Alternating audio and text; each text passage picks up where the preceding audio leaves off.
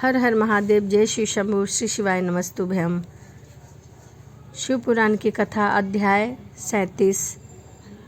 ब्रह्मा जी कहते हैं, ऐसा कहकर भगवान विष्णु चुप हो गए और युद्ध के लिए कमर कसकर डट गए। महाबली वीरभद्र भी अपने गणों के साथ युद्ध के लिए तैयार हो गए।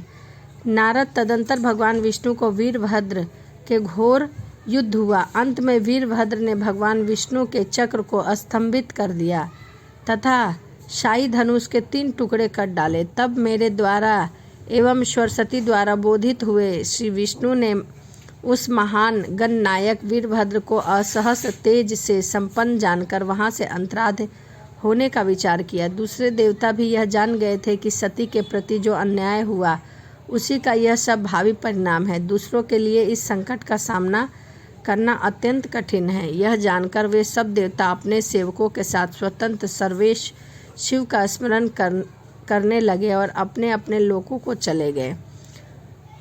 मैं भी पुत्र के दुख से पीड़ित हो सत्यलोक में चला आया और अत्यंत दुख से आतुर हो सोचने लगा कि अब मुझे क्या करना चाहिए। ऐसा श्री विष्णु के चले जाने पर मुनियों सहित समस्त यज्ञ के आधार रहने वाले देवता शिवगणों द्वारा पराजित हो भाग गए। उस उपद्रव को देखकर और उस महामल का विध्वंस निकट जाकर वह यज्ञ भी अत्यंत भयभीत हो मृग का रूप धारण करके वहां से भाग गया। मृग के रूप में आकाश की ओर भागता देखकर वीरभद्र ने उसे पकड़ लिया और उसका मस्तक काट डाला।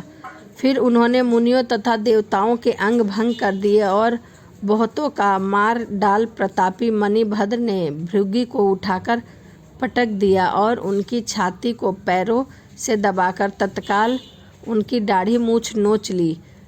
चंडी ने बड़े वेग से मूषा के दांत उखाड़ लिए, क्योंकि पूर्व काल में जिस समय महादेव जी को दक्ष के द्वारा गालियां दी जा रही थी उस समय वे दांत दिखा दिखा कर हंस रहे थे।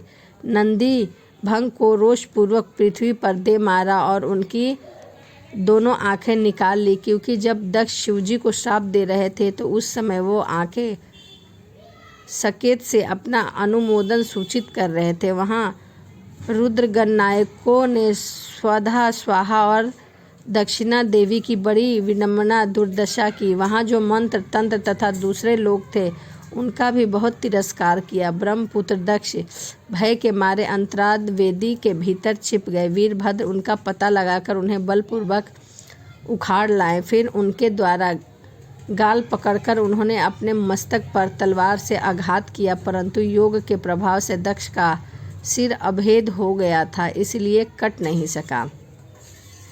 अब वीरभद्र को ज्ञात हुआ कि संपूर्ण अस्त्र शस्त्र से इनके मस्तक का भेदन नहीं हो सकता।